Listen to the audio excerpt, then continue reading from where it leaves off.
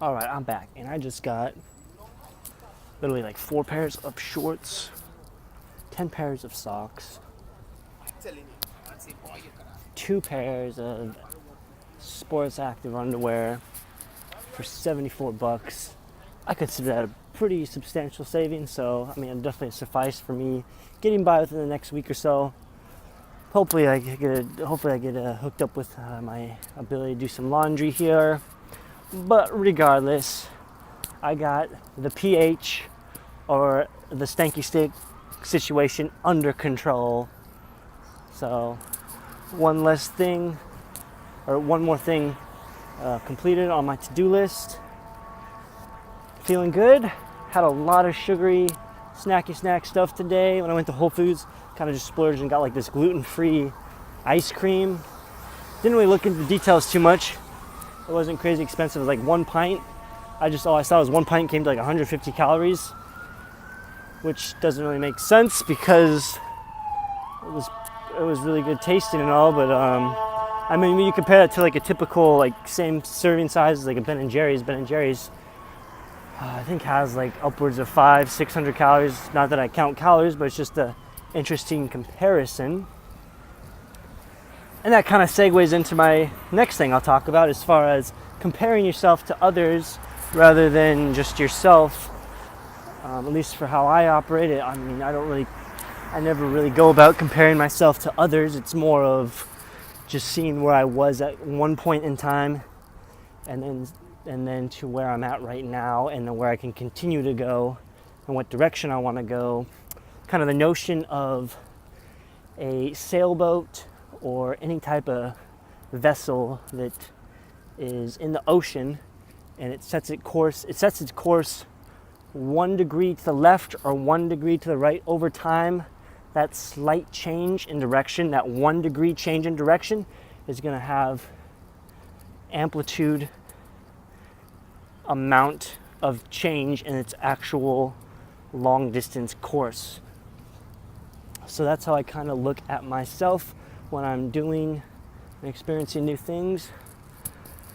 Every small change will have a bigger effect eventually on a person that I continually become on a day-to-day, or I should start an hour-to-hour, a day-to-day, a month-to-month, a year-to-year basis.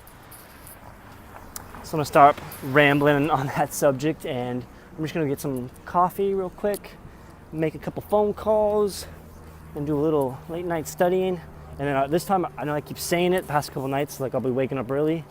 I really haven't been waking up early too much because I've been sleeping in, just because I've been having some wicked dreams as of late. And it's been interesting, like the past night, because I took like I took about a 4-hour sleep midday, mainly just because I got back from doing a semi-decently city hike, I would say, as far as walking wise. Got back and I really didn't have much going on, so I just kind of crashed and went to sleep.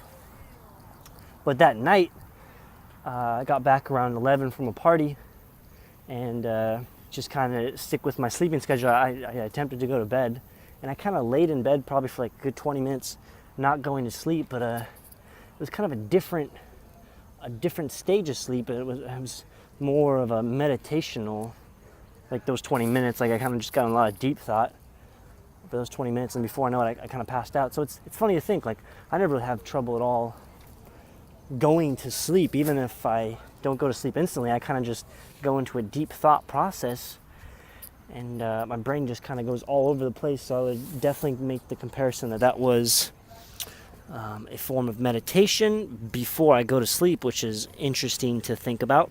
And also the fact that meditation,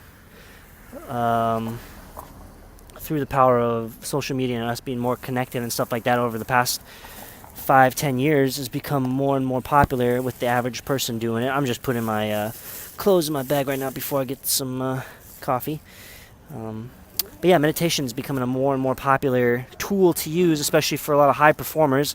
I'm not saying it's for everybody. I'm not saying it's the one fix for many different problems, but it's definitely a useful tool one can try out and Also, I would just say it gets one to stop and think, and just focus on